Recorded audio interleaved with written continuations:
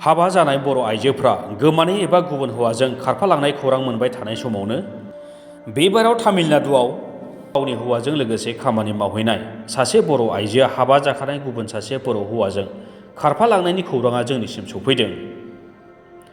बेबाराव लांखारदों तामिलनाडुआव खामानि मावहैनाय दैमुगुरि गामिनि अमरेन मुंनि सासे हाबा जाखानाय सुबुङा सोमोन्दोआव बिमादै जानाय मन्जि बसुमतारीखौ। बिसोरनि गुबै न'आ उदालगुरि जिल्लानि माजबाद ओनसोलनि 2 नं बाथौगुरि आरो खाथिनिनो दैमुगुरि गामियाव। 2 नं बाथौगुरि गामिनि दिपक बसुमतारी आरो मन्जि बसुमतारी मोना बिसि फिसाय तामिलनाडुआव खामानि मावहैदोंमोन। नाथाय अमरेना बिमादै मन्जि बसुमतारीखौ लांखानायाव दिपक बसुमतारीया उन्दै हौवासाखौ लानानै जोबोद जेंनायाव गोग्लैदों।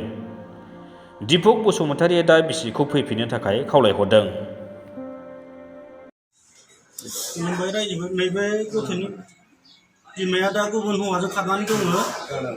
दा गथ'आ ओंखाम जाया लोङा दंगासिनो, बिमाखौ गोसोखां गाबबाय थायो। ओंखायनो आंनो बे हिनजावखौ लाबोफिनदों। जाय लांग्रा, बे लांग्रानि मुङा अमरेन होनो, दैमुगुरि गामिनि, जोंनि गामि खाथिनिनो। सोमोन्दोआव जोंखौ बिबथै बिमादैसो जायोमोन बे मानसिया। दा बे मानसिया लाना थांदों दैमुगुरिनि माजबादनि। दा आंनो लाबोफिनदों बे हिनजावखौ जायखिया जेरैखि जाया। आरो बे हिनजावनाव 2 मासनि गथ' दङ गोरबोआव। एसेनोसै रायजो।